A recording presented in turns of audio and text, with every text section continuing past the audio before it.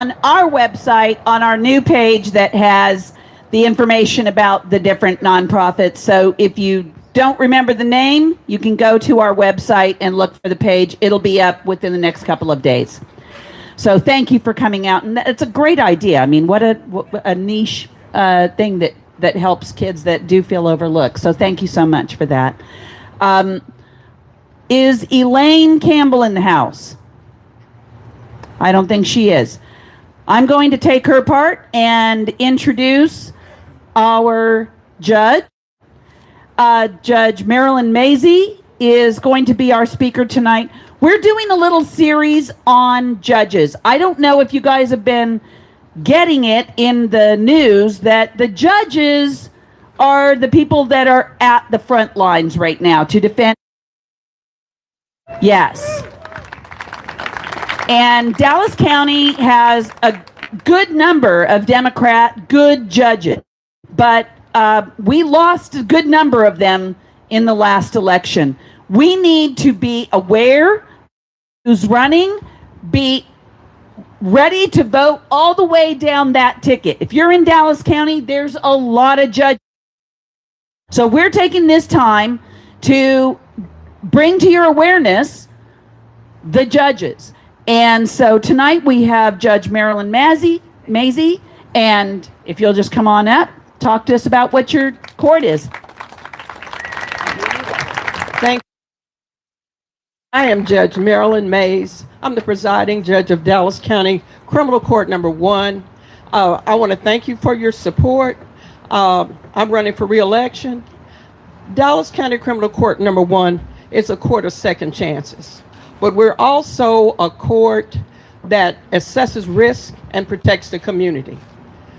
I want to thank you so much. Judges in Dallas County are under attack, and we lost 8 good judges from the Court of 7 good judges from the Court of Appeals.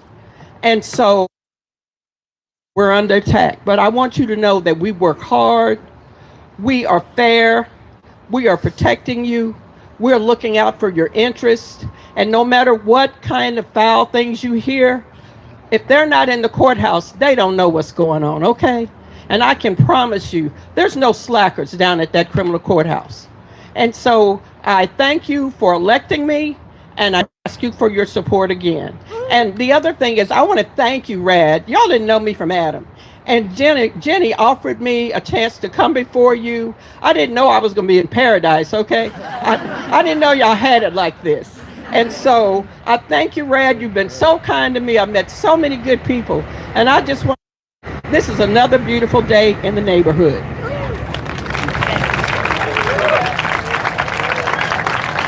Thank you so much.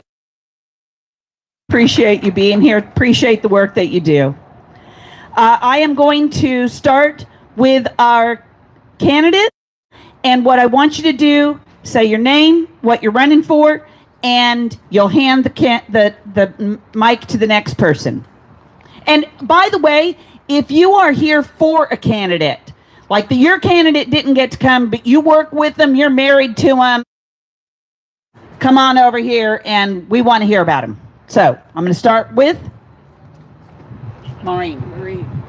Hi, y'all, or good evening, y'all. My name is Maureen Alexander, and I'm running for Criminal District Court Number 5 in Dallas County. It is a district here.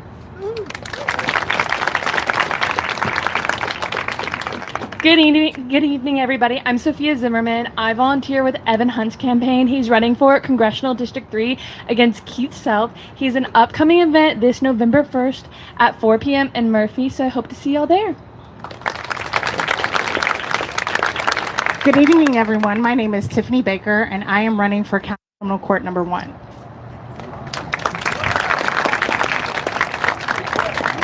Hello, everybody. My name is Anthony.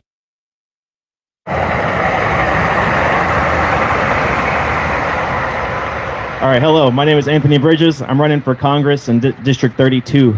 Thank you. Hey everybody, I'm here representing Zach Herbert, who will be here in a little bit, and he's running for House District 112. Woohoo! Hi, good evening. My name is Zachariah Manning, like Peyton Manning without the money. running for Justice of the Peace 3-2. Thank you.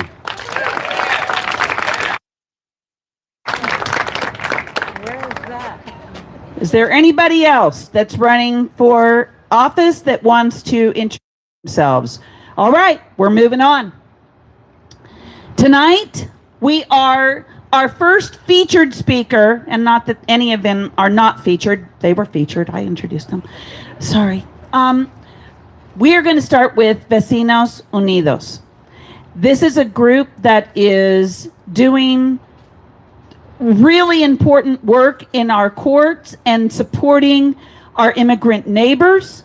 They are looking for not money, but I'm sure they'd take it, but they're here looking for volunteers. We need people to step up into this space, and so I wanted them to come here and talk to you about this. Where is my Dr. Emily? There you are, all the way. Emily Castillo is going to be speaking to us on behalf of Vecinos Unidos. Thank you. I apologize. I was not prepared for the size, so I brought like 20 printouts. But what I'll do is I'll pass these out. These are actually zines that we hand out to community members, and we hand them out with these red cards, which I'm sure a lot of you have seen, that give constitutional rights. The reason that we do the zines is because a lot of folks have been getting these cards and they just kind of hang on to them and put them in their wallet. They don't really know what to do with them. And the zine is designed, it's both in English and Spanish, to go along with the card, to let folks know why they have the card and why they should use it. So I'll kind of scatter these around. And if you just want to take a picture of it, and if you're interested in the zine or printing out any of the red cards to give out in your own neighborhoods, I can give you a QR code for those as well. So with that,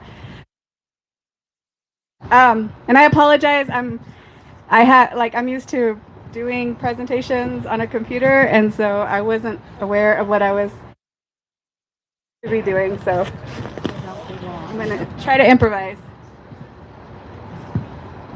Again, my name is Dr. Emily Castillo. I'm a sociologist by training. A lot of the work I do is around race and ethnicity and education. And I've kind of pivoted a little bit more towards immigration recently because of obvious reasons. So a lot of the work that I do it because for me, going to school and becoming a doctor was so that I could have those letters to be able to serve my community, because they offer a lot of power and privilege that a lot of us in our community don't have, right? So that's why I'm always introducing myself with my degree.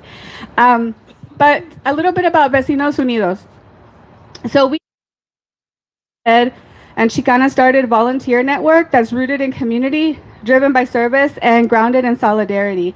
So all of the organizers who started the group are all Chicana women. And we have a couple of objectives when it comes to the work that we do, right? So we have largely our presence started with being in the courtrooms, and I'll go over a little bit about what the needs of the community have changed, and there's more and more attacks that are being taken on our community. We're trying to kind of grow an infrastructure to address some of those needs, including things like mutual aid and ensuring that folks have the resources that they need so that they can still live life with dignity, right? Our objectives in the work that we do are to reduce harm. So we want to be supportive without being, and we offer trainings for community members who maybe have never organized, or who are new to this space, or who have never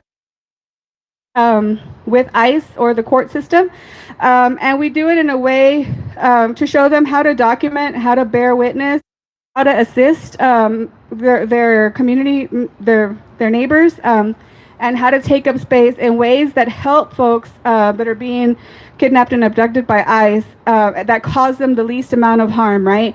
I'm sure a lot of us have seen online these videos of people being really antagonistic and, attacking ICE. And while I know that that's a sentiment that a lot of us immediately want to do, the reality is that when that happens, they tend to beat up on the person who has the least amount of power there, right? And unfortunately, that ends up being the person that you're there to serve. So really want to train folks to be able to understand how to do the work that is going to be meaningful and powerful and needed for our community, to do it in a way where you're not causing more harm. Even we come in with the best of intentions that we don't know what we don't know, right? To document and capture the truth. We're there to take detailed notes, to report urgent sightings and abductions, to refer affected families to our intake process so that we can provide them with additional resources, information, and support. And I will say this, everybody under the Constitution has the right to observe court. You have the right to walk into a court unless it's closed for a specific, if it's sometimes in domestic violence cases or when you're trying to protect the victim. Unless it's one of those cases, you have the right as go into the court, observe the court, just observe, see what's going on, and it's one of those things that, like jury duty, not a lot of us do, and not a lot of us know or want to do. But the reality is that in this current administration, if you don't use it, and sometimes even if you do use it, you lose it. And so what we're seeing in some of these in some of the courts that we are going to is that clerks are rewriting the laws and kind of telling folks different things than what their actual right know that this is their right. So it's really important that we start to show up and take up space in those courts, because it is our right. We're there to support families with dignity. We always respect the humanity in the process. So we ask, how can we serve community in ways that still let them exercise their agency and practice self-advocacy? And we're there to help in systems that, because we embody privileges that allow us to do so, not because we have all the answers or the solutions, right? And so I say this because oftentimes what we've come across is folks who want to get involved in this work, and they, have never done it before, come in with good intentions, and they feel like they have all the answers, and they're not listening to community, or they're not working with community, right?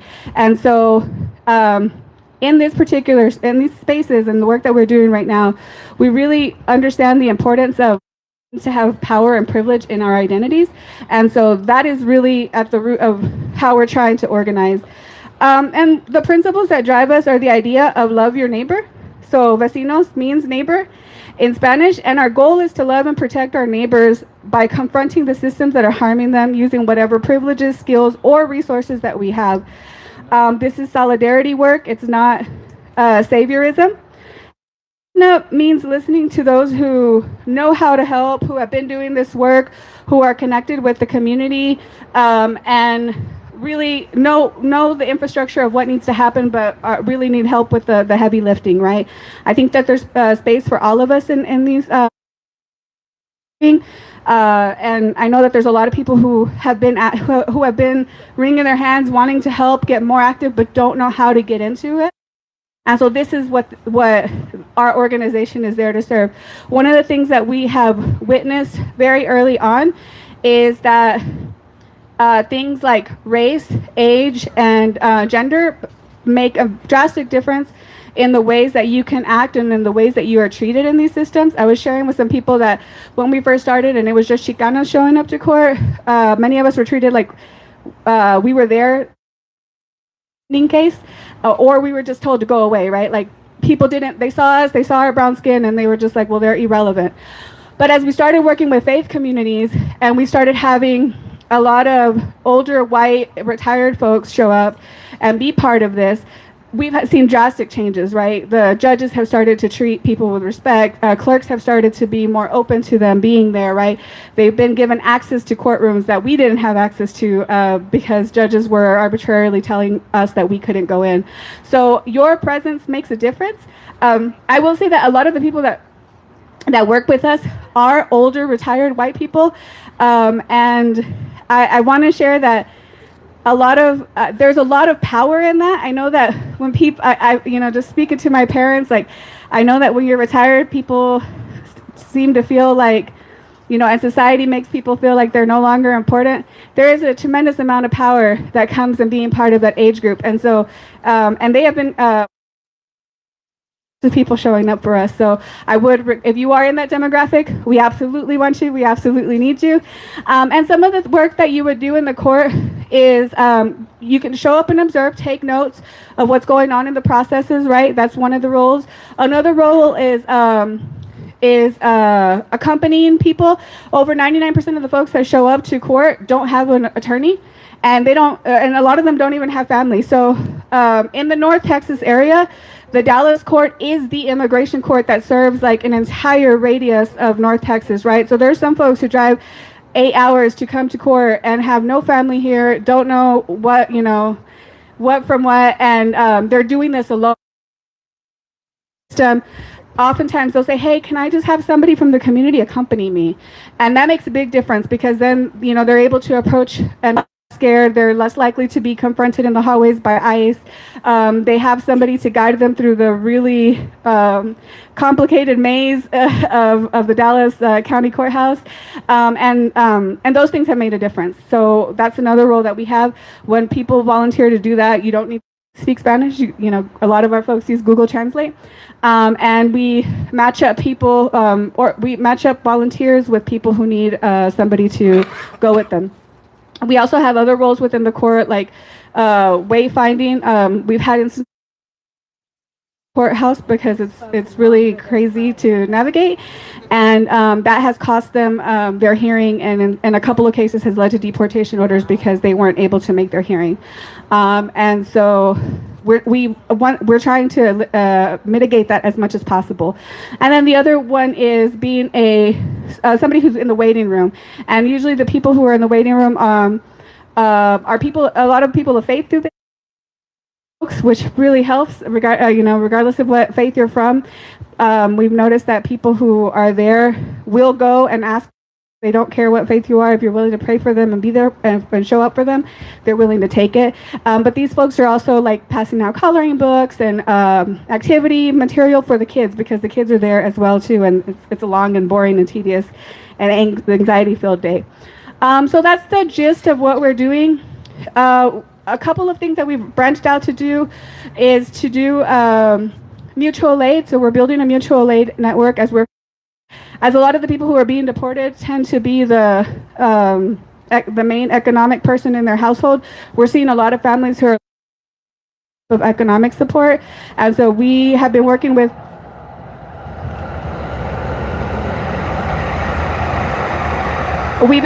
the faith community to try to fundraise to get people connected to resources.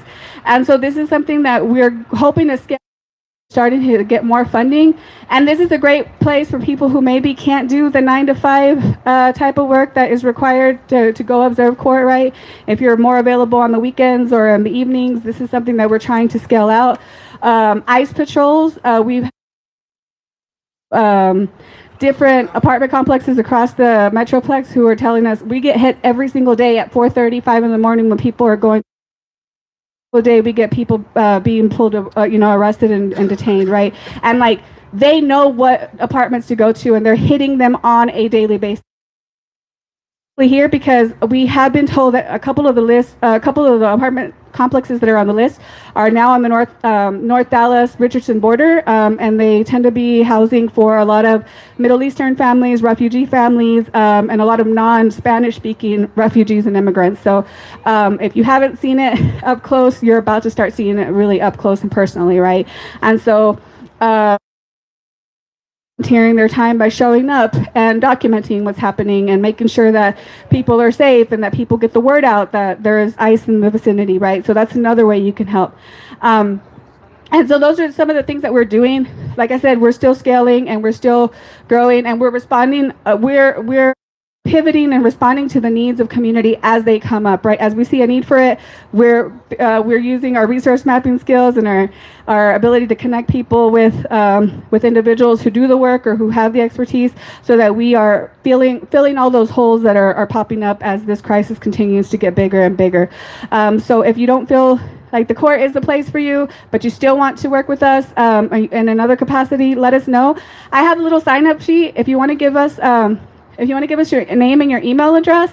What we're going to do is we tend to do the trainings for the court observations at churches, and so we're working I think we have 3 scheduled for November, but we're working to finalize which churches they're going to be at because we try to people can go to the one that's closest to them. And as those become finalized, if you sign up for that list and you want to do the training for the court observation and court accompaniment, I will send you an email to let you know the date and the times so that you can show up. And then we'll connect you to that network. Please know that nothing that we're asking you to do is illegal. Everything that you might feel uncomfortable, and it might be hard, especially if it's the first time that you're getting involved in doing community work like this, but nothing is a violation of the law or is illegal. There are things that you have the right to do as, within the realms of being a citizen, right? Or being a resident of Dallas County. And I think that's it. Yeah, if you have any questions, please see me. You can go to our website, Vecinos Unidos USA.com. And I know that Jenny says she's going to set it up so that you can go through the RAD page to be able to access that as well. I do have QR codes if you want to see them, if you want to get access to them as well. The last thing that I'll say is a few of you have heard that the Trump administration made the Apple Store and Google take the ICE maps off. So there is a Chicana founded, Chicana run map that did not rely on the app stores to function, and they were not. So if you go to iceout.org, I think it's iceout.org or iceout.com, it's on these zines. These are, it's IceWatch. Yeah, it's iceout.org, I think. It's one of those, .org.com. But these, at the end of the night, they're erased, and they are filled up. They're populated in real time, so you don't get any old material. People can look on the app and see, or on the map and see where there have been ICE reporting, so that they can know whether they need to call into work, whether they need to take another route. And they do a really good job of updating this across the United States with the information that you as residents give to the people who are running the map. So that is the resource to share. That is the resource to report to if you see anything like that. It's super easy to use, and it is not reliant upon the Apple Store, the Google Pay or Google Store, the Android Store, any of that. So it's completely independent and run by community and grassroots organizers. So so thank you for your time. If you have any questions, if you want to sign up, I have the sign up sheet. I'll pass it around. Thank you so much. Thank you so much. Y'all, this amazing work, and I hope that you have caught the interest in what's going on. They are going to be available on our rad.vote website. So if you don't get in touch with her tonight, but please do talk with her as the evening goes on, and sign up for this. There's something for everyone to do. It's almost surreal I see this all the time on videos and, reels and what have you of things that are happening around the country. But this is happening in our own. We've heard about it, seen it, and now we have somebody who has brought us an opportunity to make a difference in that space. So thank you so much, Dr. Emily, for coming and talking with us. Our next speaker is Nathan Johnson, our Senator Nathan Johnson. He is running for, besides being a sitting state senator, he is running for the Texas Attorney General, and I am so honored to introduce to you my friend and my senator.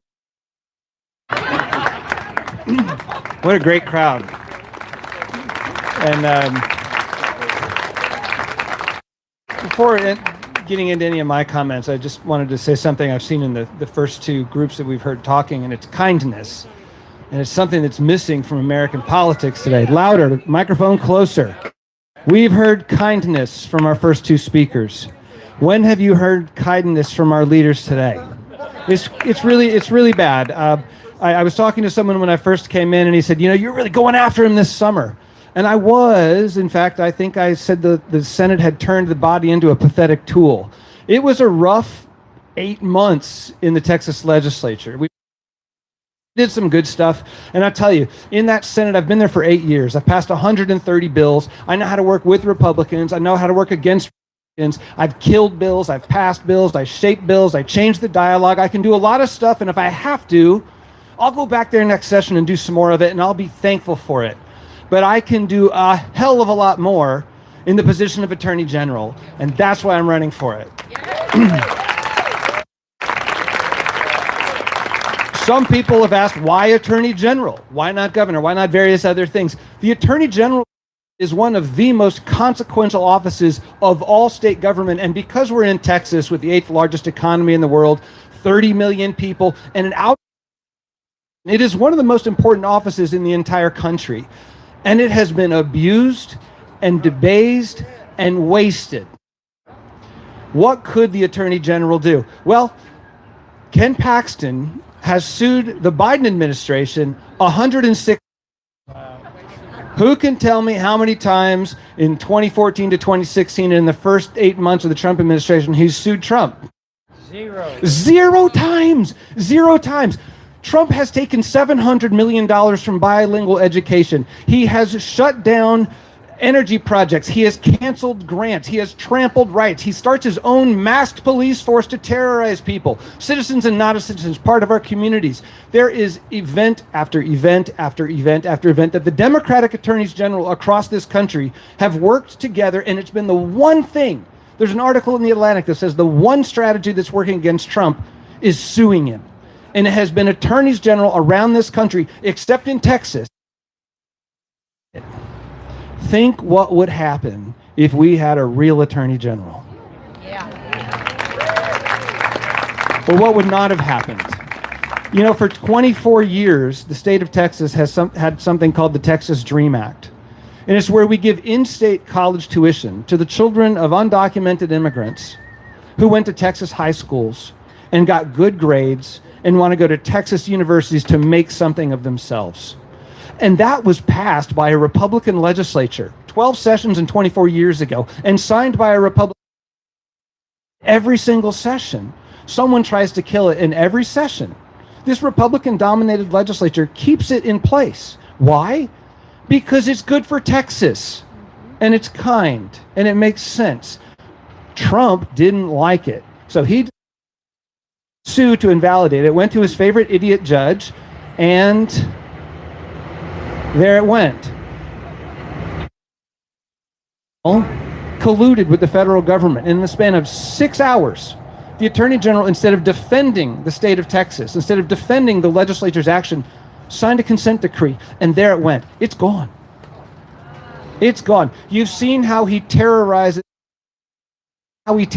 people who support women in their reproductive rights. Yes, the right to an abortion, in state and out of state.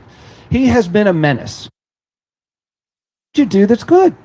We can't just criticize. Well, for one thing, we could stop terrorizing people with the law. We could stop Catholic Church. We could stop persecuting women. We could stop persecuting businesses. We could stop persecuting parents. We could stop What do we hear over here? Stay in the state. Oh, stay in the state. Stay in your lane is one thing that we could do. But the Attorney General closely with agencies in this state. Texas Commission on Environmental Quality needs the support of the Attorney General's office. Get it. And so to the extent they even have the ability to block polluters, the Attorney General's office doesn't help. Now, one area where the Paxton Office of Attorney General has actually done something right, and I think it's important that we acknowledge when something is done right, is go after big tech. The Paxton AG office, somebody in there has had the sense to sue Google. I would keep it up. We can sue big, but what he hasn't done, and what none of the prior attorneys general, anybody tell me who the last 3 attorneys general of Texas were? John Cornyn, Greg Abbott, and Ken Paxton. This is a consequential office. We've had for 50 years at the federal and state level a lack of enforcement of antitrust laws. As a result, we have seen massive consolidation of capital, corporate power, regulatory power in a few hands. Why are prices high? Because we don't have a functioning market anymore. We can all be free market Democrats. We just need a market. That's part of the Attorney General's job. The Attorney General is supposed to protect you from consumer scams. As a legislator, I have filed and passed bills about data intelligence scams, about protecting the environment, about healthcare, all areas where the Attorney General works. So it's kind of a natural transition. Oh, and I'm a lawyer, which is nice. It would be nice if Texas had a good lawyer. There is so much that this office could do. But one of the most is stop the collapse of the rule of law. We live in a moment where melodrama is not melodrama anymore. We're seeing the crumbling constitutional pillars, the collapse of the walls that separate the various branches of government, the court, the complicity of the state legislature, the complicity of the governor. Why are our troops in Chicago? Because Abbott sent them. Because Greg Abbott did what Donald Trump asked him to, and who didn't sue him? Ken Paxton. Twice that deployment is illegal. All he's got to do is file suit. You guys, there is a way to beat the Republican machine, and it is not by allowing another Republican to take the Attorney General's office. And if we are going to have some influence over our fate at a time when everything is changing, it is changing absolutely. We are going to have a good Attorney General. We cannot abandon the constitutional government that was set up 250 years ago. As a nation, we can't abandon the powers of the state the way it was set up here. And the attorney. Last thing I'll say about viability. Here's the good news. As crappy as it gets, the better our chances, right? People are awake now. This is like 2018. It's not 2022. It's not 2020, 2024. We had massive headwinds as Democrats during that period. We have tailwinds right now. We are going to have a narrow margin if we do nothing. A narrow loss if we do nothing. But if we turn out, and as Jenny has been complimented by the good mayor of the city of Irving, it's organizing. It's organizing and channeling our anger and channeling our hopes into winning this election. What happens if we don't? Well, we get lucky, and whoever it is that's, I know, I'm on page 2.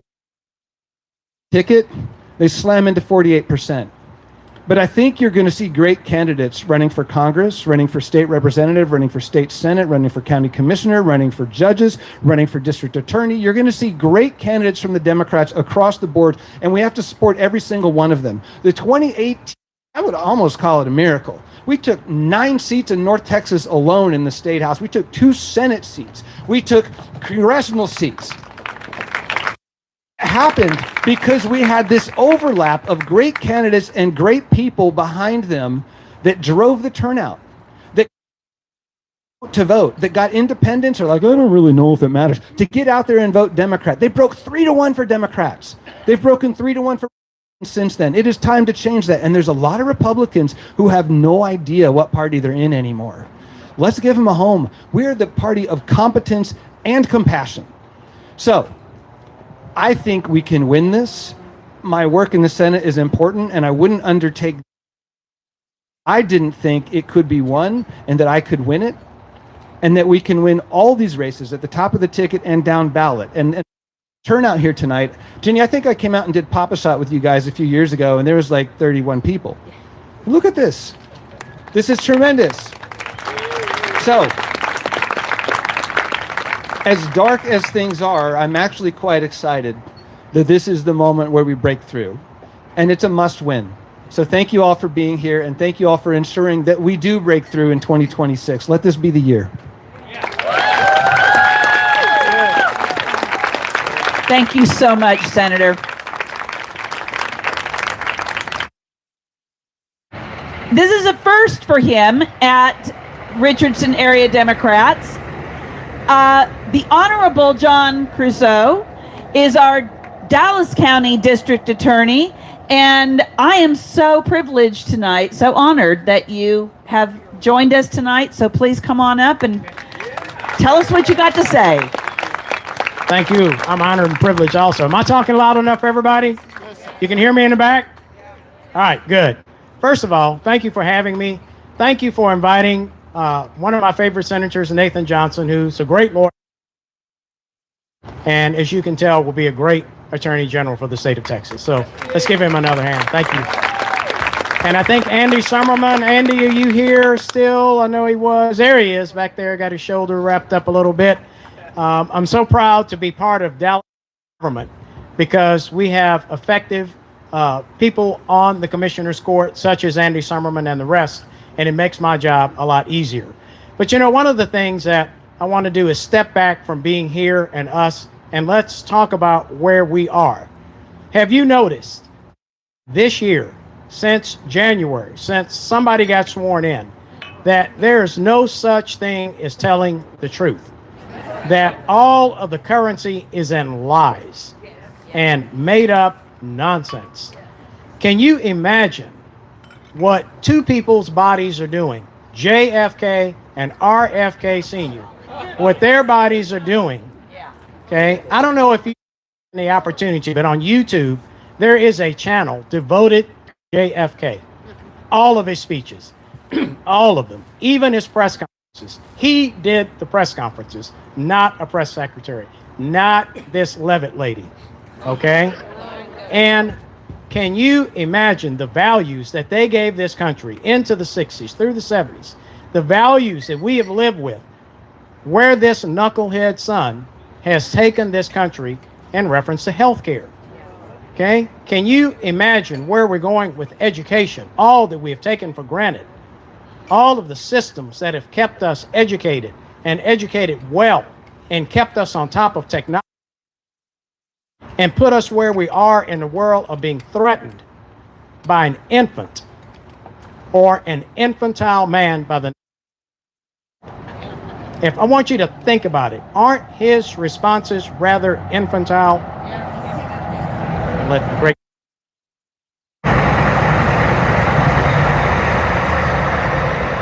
See you later. Why not? Think about it. Everything that we have valued, everything that has kept us healthy and well and educated and unified us as a people in this country is being threatened by a person who is infantile. When he sees something he doesn't like, he pouts. When he sees someone he doesn't like, he attacks. And it's turned everything upside down. Well, that's the way it's going there, but that's not the way it is in Dallas County. Because we have a Democratic Commissioner's Court, we have great Democratic senators like Nathan Johnson, who's now taking it upon himself and making the sacrifice for us to run for Attorney General. And he gave you a piece of what this office is about than what he said. And I'll give you an example. Right now, the Attorney General, Ken Paxton, is trying to take me out of office. Me and others like me. And the only thing I said back in 2018 is we need a better, fair criminal justice system. And he's rather infantile because that offends him also, isn't he? Okay, think about it. And so we have fought him and filed. He likes filing lawsuits. Guess what? We've sued him a couple of times too, and we won one of them. That's right. And we ought to win the second one. I never know how things will go. Okay, but let's talk about what we came in. We as elected officials, you know, in a way, we stand on each other's shoulders. I stand on yours, you stand on mine. Because you're not going to be at 133 North Riverfront every day, but I am. Okay? And the reason I'm there is because of you. And so we support each other. And when you tell me what your values are and you send me to do that job, I intend to do it and reflect your values. So what did we say we were going to do? We're going to have a better, fair criminal justice system. We actually sponsored two pieces of legislation occurred right out of Dallas County, the reason for them. One is Bo's Law. Remember both of them, John? Okay, and Amber Geiger, the police officer who shot him in his apartment. Remember the cameras being turned off? Okay, well, we got one of our, he's now a former state representative, but we drafted that law. It's called Bo's Law, where the cameras have to stay on throughout the investigation. We have a man who was convicted of murder he did not commit. because the police didn't turn over all the evidence. Under my leadership, this district attorney's office drafted legislation that got passed, I think, in 2023. Okay, it's called the Richard Miles Act. And what does it say? It says the police must give the DA, the prosecuting attorney. Now, isn't that kind of crazy that we had to wait until 2023 or so to get that kind of a law? But it reflects your values, who you are and who I am, and it's reflected now in legislation and how we run criminal justice. Who else does that help? These judges and judicial candidates who want to be judges, because when we go to court, it's more likely we're there with everything, we've turned it over, and we're going to have a fair trial. What else did we do? We said there are two to enforcement of small amounts of marijuana. Let me tell you, you probably don't know this. In Dallas County, year in and year out, 90% of the people, 90+% of the people arrested for misdemeanor marijuana are black. Okay. I bet you there's more than one of y'all here who takes a gummy or does something. Marilyn, you laughing? Oh, now you, okay. All right. But what's the point? The point is that everybody uses it equally. Why is it that only one or two groups get all the arrests? Why? Because we have two different systems of justice. So what did I say? That's fine. You all can do that, but we're not going to prosecute it. Okay? Why? Because what's the practical impact of those cases? It impairs you in getting in a school, getting a job, getting a loan, getting a home, whatever it is that you're going to do. And so we stopped that. Now they changed the law where that's fine. The reality of it is we get the case, we keep the case, we give them a few things to do, and in 60, 90 days, we dismiss the case and we give them an opportunity to get it expunged. Okay? So that's something that we talked about. All right? What else? And I don't know how you stand or what you feel about the death penalty. Okay? But one of the things I said is it would be used in Dallas County. And we have many, many people in Dallas County. We've done the polling on it. Let me tell you what the polling is. About 50% are against it and 26% are ambivalent. Okay? And you can't tell me that executing somebody stopped the crime somewhere else. It's no data, okay, to suggest that. It is good to stop in that one person, but you're going to spend several $1 million to do it. Okay? We are judicious on it. We have indicated on one person that we will go forward. I don't know that we'll ever get. The point of the matter is the death penalty community, anti-death penalty community in Dallas has come to me and thanked one DA's office in Texas for finally having the courage to say enough is enough. And that doesn't really get us anywhere. It spends a lot of money. Somebody's executed 25 years later, and most of the people in the county don't even know who they are or what they did. Okay? And if you think I'm wrong, I want you to ask yourself a very simple question. Okay? Do I ask 3 people who were executed, who committed their crime in Dallas County? Anybody? Yes or no? No. If you don't know them, you don't know who they killed. Correct? And you don't know what city it happened in. Okay, tell me that's a crime deterrent when you don't even know who they are or what they did.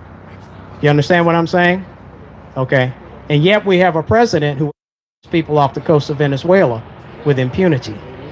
Okay, we have a Congress that doesn't care that he's declaring war on individuals. Any evidence that any of those people had a drug or drugs on those boats? No. What is that? Infantile behavior. Don't forget that.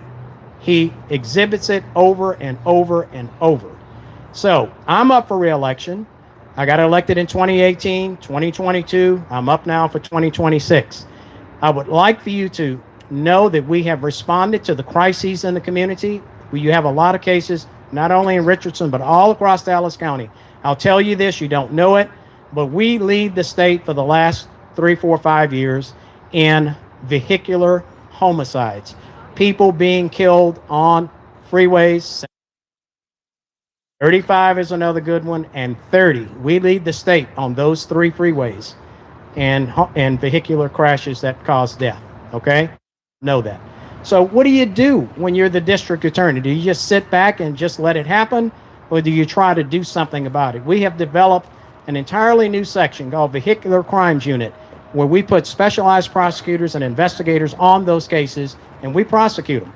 We're not going to be out on the streets to stop it from happening. We can't do that.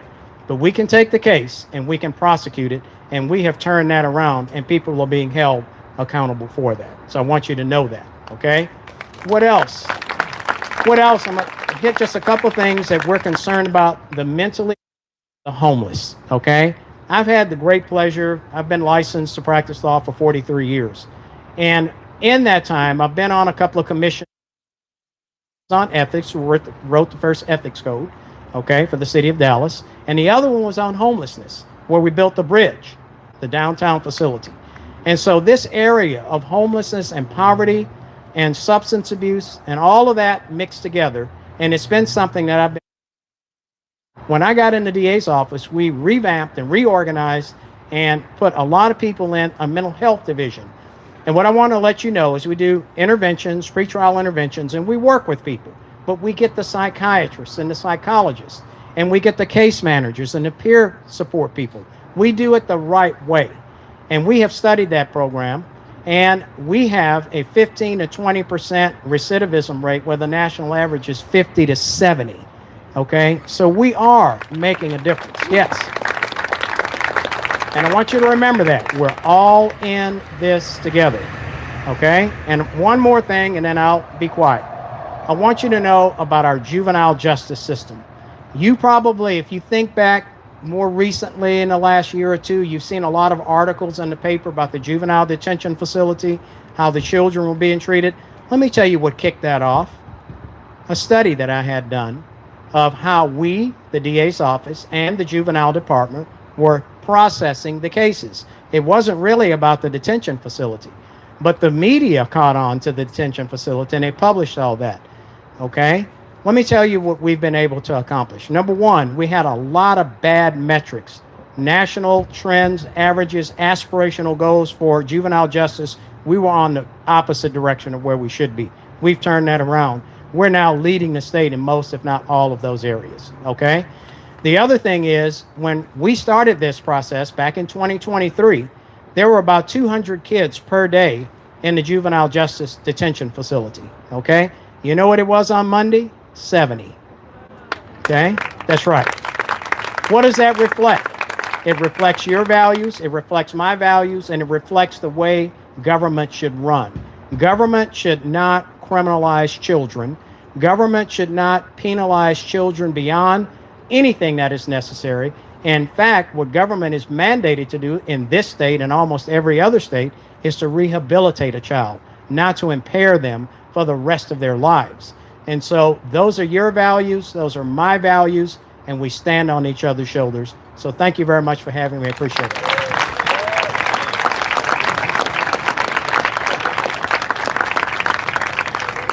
Thank you, John Creuzot. Thank you so much for being here tonight. It's the first time that I've actually gotten to hear from him, which is kind of crazy, as we've been doing this for a while. But thank you. And now we are going to introduce Commissioner Andy Sommerman, who really needs no introduction. He is a friend of ours. He has been here many times. We hear from him. He is a resource for me all the time. He calls me and asks me for my input on things, as if, but I really appreciate that, and I appreciate that you're always there when I need you. So thank you so much for coming tonight, and I'm hoping that he's going to talk to us a little bit about what you may have heard about. Can I just say it? That in NPR picked up this story about Andy saying in the commissioner's court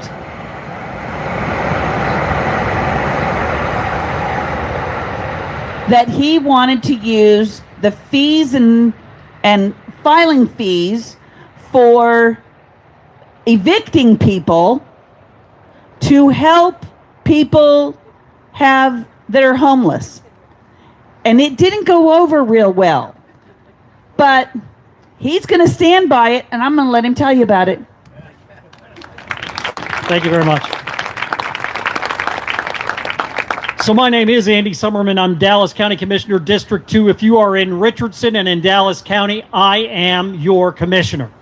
So I want to pick up where John Creuzot just left off, which was with regard to juvenile. Now, you heard him say that it was a report that he asked for that allowed us to shine the light inside the juvenile department. When that happened, there was big controversy in the commissioner's court. And we decided to remove one of the people who are on the juvenile board and substitute them in for myself. And when that happened, I went to talk to them about the report that John Creuzot had commissioned about how we could do things better. While I'm in that juvenile department, I'm being taken on a tour. You enter a room, and inside that room, it's like something out of the Matrix, a hall with nothing but doors. You open up one of the doors, and in there is a room smaller than your bathroom. Substitute a bed for your bathtub, a toilet at the end of the hall, no windows, no TV, no books, just blank walls and a toilet. Now, as I'm standing there, I'm hearing one of the children scream. It's a scream like you would never believe, one that I will never forget. I asked to speak to that child, and when he came out, the first question I asked was, "How long have you been here?" I thought he was tweaking. I thought he was coming off of drugs. And he said, "I've been in there for 40 days. And I said, hey, whoa. You've been where for 40 days? In that room. He was in that room for 40 days. He got out for 1 hour for a meal and a shower. And that was it. It was from that moment forward that I decided that we needed changes over at our juvenile department. Litigation ensued. Curses were had. People were yelling at each other. But because of what John Creuzot started and I picked up on, we adopted complete reform of our juvenile system, and I thank you for it.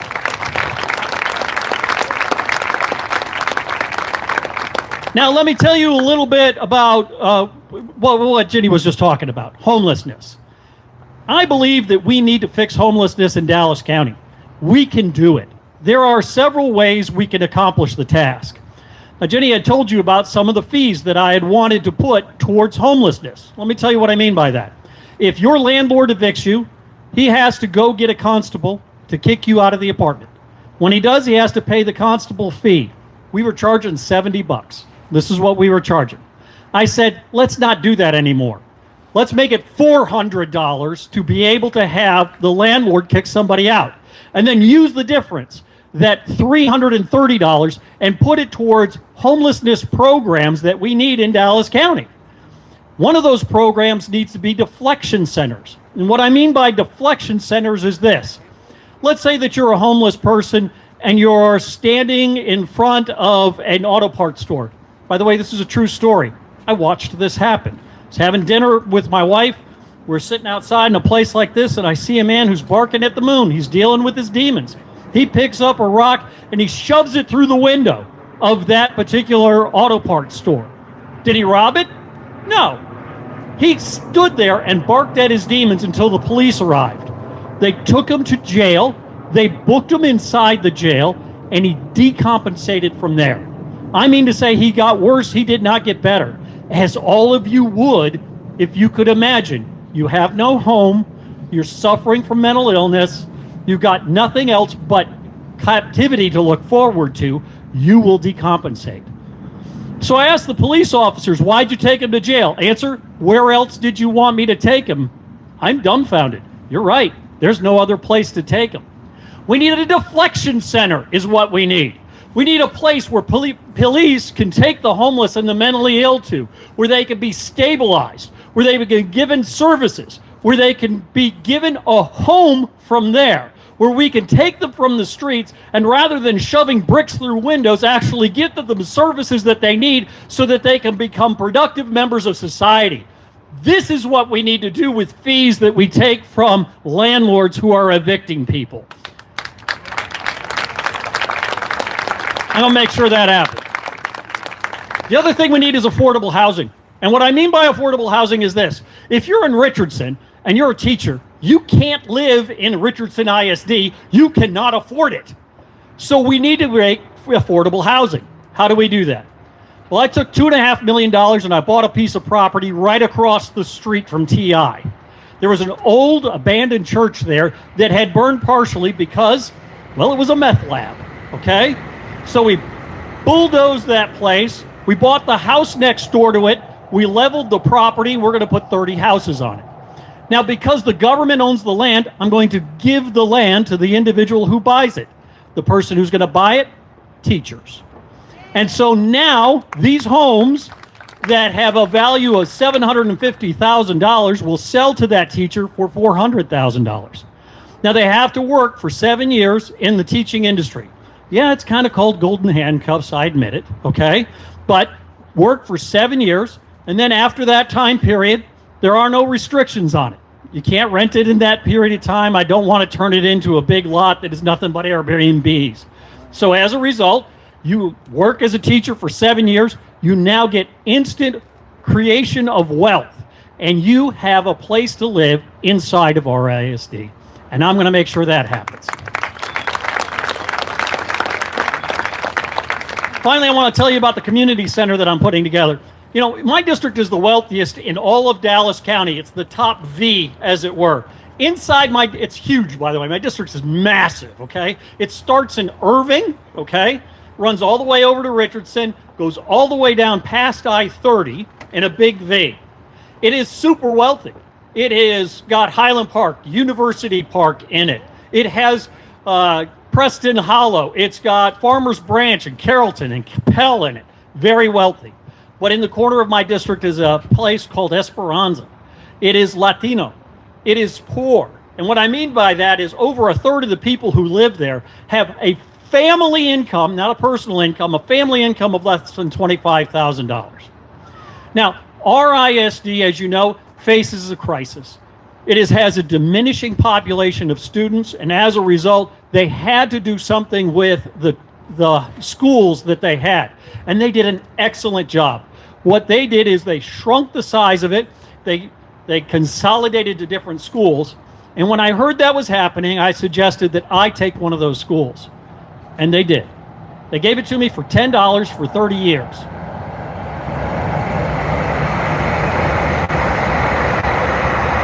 Feels like a punchline coming, doesn't it? For 30 years. This is 77,000 square feet.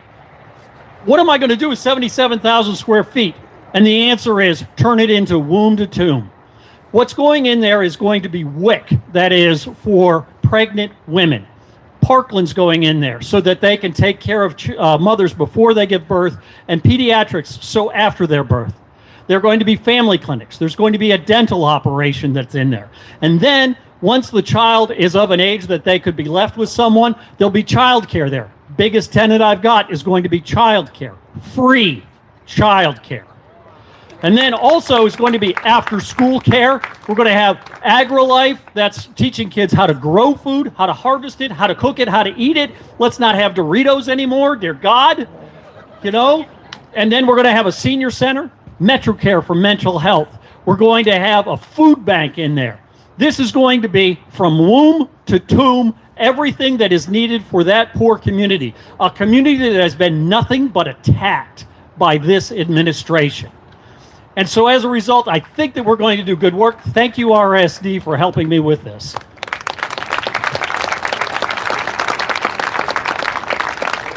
Coming full around, if you're in that community and ICE comes to you and knocks on the door, don't open it. Just don't open the door. If they have a warrant, they're going to have to show you. Don't open the door is the answer. And it has to be signed by a judge. That's exactly right. Don't let them talk to you otherwise. Ladies and gentlemen, my name is Andy Sommerman. I'm Dallas County Commissioner, District 2. Thank you for your time.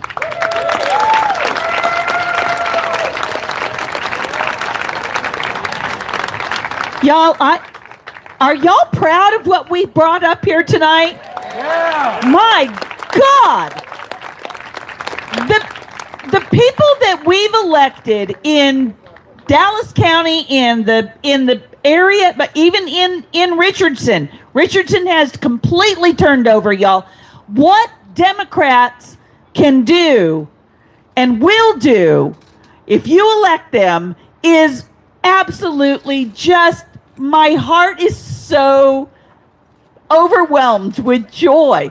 This week, I don't know, how many of y'all get my our RAD newsletter?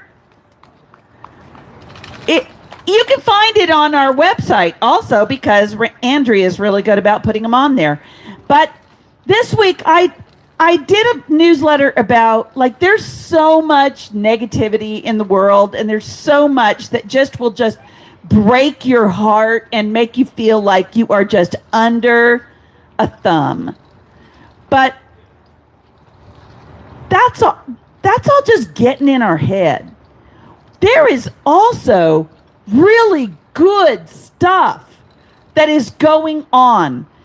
Democrats can and will do good stuff if we elect them and we support them and we come up and we show up to let them know what our values are. So thank you so much tonight for coming, John Creuzot and Nathan Johnson and Andy Sommerman.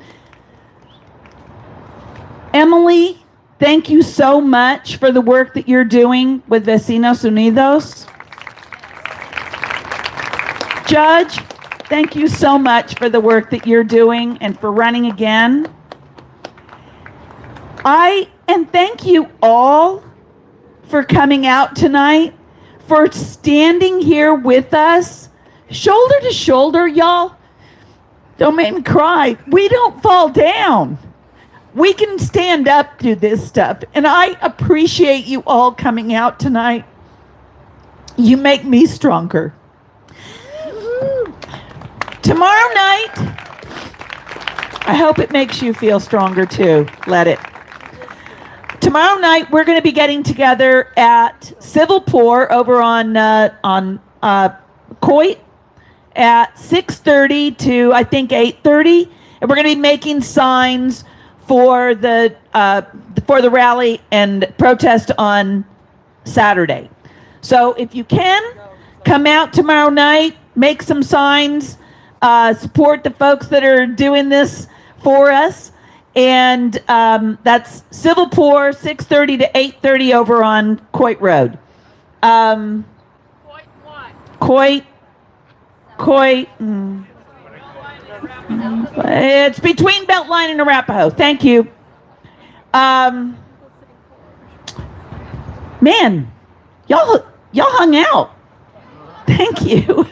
Sometimes we have a few less people than when we started, but tonight we have really had great speakers. We've had a great crowd. It's a beautiful night. And next month, how many of you guys came 2 years ago when we did what we have coined as speed candidating? Speed candidating is, we're going to sit at these tables and there's going to be enough candidates that walk around and talk to the tables. 10 minutes, 5 minutes, however many minutes it ends up being. And that person gets that number of minutes to talk with you, ask questions, and then the bell rings and they're on to the next table. So it's a really fun way to get to have a good conversation with the candidates. And that's what our plan is for next month. So I hope that you'll all come out. We've got a lot of tables here now. We didn't have this many tables 2 years ago, and we didn't have this many people. So I hope that you'll be here next month. It's a great way to get to know people. It's a great way to get to know your community, because we're actually like talking with each other at the tables. So speed candidating in November. If you're going out to protest on Saturday, whether it's downtown, in Garland, in Carrollton, in Plano, wherever you're going to be, please be safe. Please be joyful. Bring your dancing shoes and just come out looking for a way to be in community and stand up to what's going on in this world. We are not terrorists, despite what anybody says. I saw Ted Cruz actually wrote that today. I just can't even believe this stuff. So everybody's saying it, but that's not what we are. We're here and we're standing with each other against infantile tyranny, right? So if anybody has anything else that they need to say tonight, come here. Elaine got here. She was going to be the one that introduced Judge Mays, but I'm so sorry. I definitely wanted to introduce Judge Mays, and so I'm so glad you were here. I've been seeing her all over the place these last couple of weeks. So, but what I wanted to say when I was listening to Judge Creuzot and listening to Andy Sommerman, who's my commissioner. I know I'm biased. He's the best commissioner. But anyway, and I was in Dallas County when the person Judge Creuzot replaced was the Attorney General, and I was in Dallas County when the person that Andy Sommerman replaced was my commissioner, and it was in those few years. It is so different. It is. I was just listening to this. I was like, it is so cool to have humane people in these positions, and like you said, we can do that. It makes such a difference. So I just wanted to say that. Thank you guys for doing what you do and for caring about humans. Thank you. all right. Well, if nobody has anything else that they need to announce, Maury does.